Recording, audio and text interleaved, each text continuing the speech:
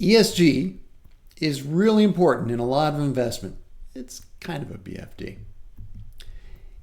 ESG investing considers factors related to environmental, social, and governance of the corporation itself. There's been a long history of people worrying about ethical considerations about their investments, along with lots of social dynamics trying to ensure that rich people feel the proper amount of guilt about their wealth. Many world religions have had varying degrees of worry about getting paid interest. Plenty of institutions and individuals have worried about how to ethically invest. But there's also movement to convince people, correctly, that the best investment portfolio is a really broad index, something like the S&P 500, which invests in the 500 biggest companies. Most people are bad at investing, or at least cannot hope to beat the professionals. So they invest in just all the companies, where all could be just the 500 biggest or thousands of somewhat large ones. But then that runs into issues that some of those biggest companies seem bad. Investors want the benefits of diversification, but they want some restrictions on which companies. There have been calls for investors to look at not just companies' bottom line, whether it made a profit or not, but its triple bottom line, profit, along with environmental and social bottom lines. Companies began to consider their CSR, corporate social responsibility, as part of their mission. People wanted to put their money into sustainable investing, to somehow both make green and be green. Some people want to prioritize co-religionists, or at least companies that somehow accord with their religious beliefs. Some companies prioritize DEI efforts, and we've seen the pushback since then. The E part of ESG is for environmental factors.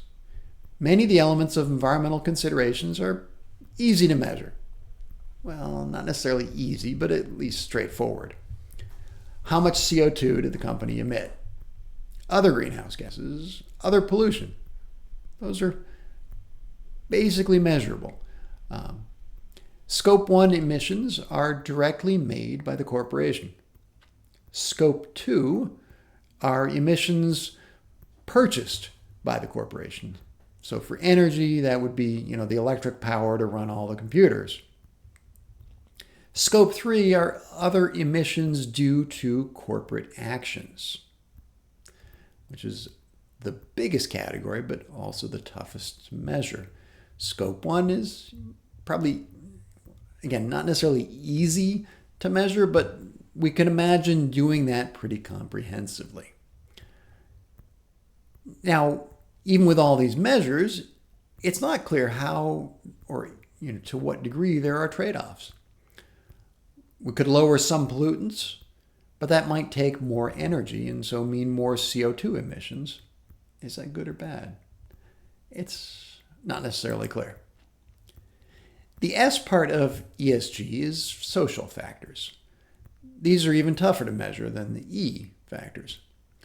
One of the earliest considerations was whether a company invested in a sanctioned country such as apartheid South Africa. Does the corporation prioritize human rights, both for its own employees and society as a whole? Do they have a good record of occupational health and safety? Do they have good community relations? Do they promote diversity, equity, and inclusion? It used to be relatively uncontroversial, but has become more fraught. Does the company make weapons? That too, reasonably been some change in perspective since Russia's invasion of Ukraine. Now making weapons to help Ukraine fight autocracy might be a good thing. Finally, the G part of ESG for corporate governance. This encompasses lots of standards of ethical business practices, not bribing, not contributing to corruption, upholding standards of various countries' governance, and also lobbying. It includes labor relations, perhaps whether the union has a seat on the board. It includes the diligence with which the company follows regulations or demonstrates that they try to follow regulations. And lots of more mundane aspects of corporate governance, such as executive pay, both amount and how it's determined, what is the structure of the company's board in terms of length of office and how often there are elections and all the rest of that.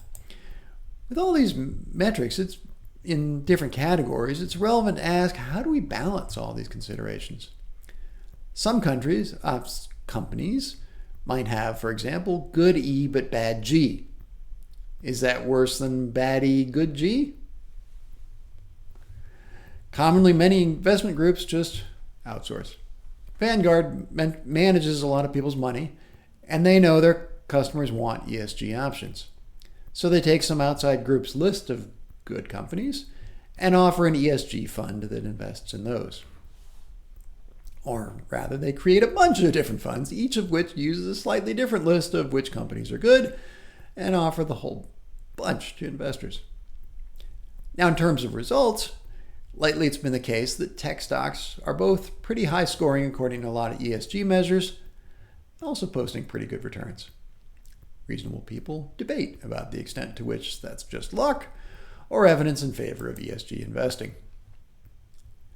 While the basic outline of ESG is getting settled, it leaves some questions hanging. Why ESG investing? Many companies consider their main goal is to maximize profits, although they have considerable latitude for judgment about short-term or long-term. But other companies consider more than just profits. But we should be clear about the why, since often the other aspects are aimed at different audiences. Some companies might want the people who buy their products to be happy with the company's mission. A coffee roaster using sustainable, organic, fair trade coffee beans wants to persuade consumers to spend extra to buy those beans. Other aspects of ESG might be directed at employees. If a company wants to hire great people who care about certain things, for instance, a company might emphasize support for LGBTQ plus people if it helps them to hire. A company might need to have a good partnership with local politicians, so it might support local charities, the food bank, the museum, that kind of thing. A company wants investors to support them, but do those investors believe they can get a higher return by prioritizing ESG? Or maybe they're willing to take a bit lower return so long as the company is doing good. There are lots of arguments about ESG investments, whether they perform better. Maybe since ESG considers more long-term factors, not just quarterly earnings. But getting back to the coffee roaster example, usually they try to persuade customers to pay a little more for the beans because they value sustainable, organic, fair trade. If sustainable, organic, fair trade beans were also cheaper than conventional coffee beans, why wouldn't everybody buy them? ESG investing, honestly, sometimes muddle these arguments. I won't get too far into it here, but just leave you with the understanding that it's really complicated and it all depends.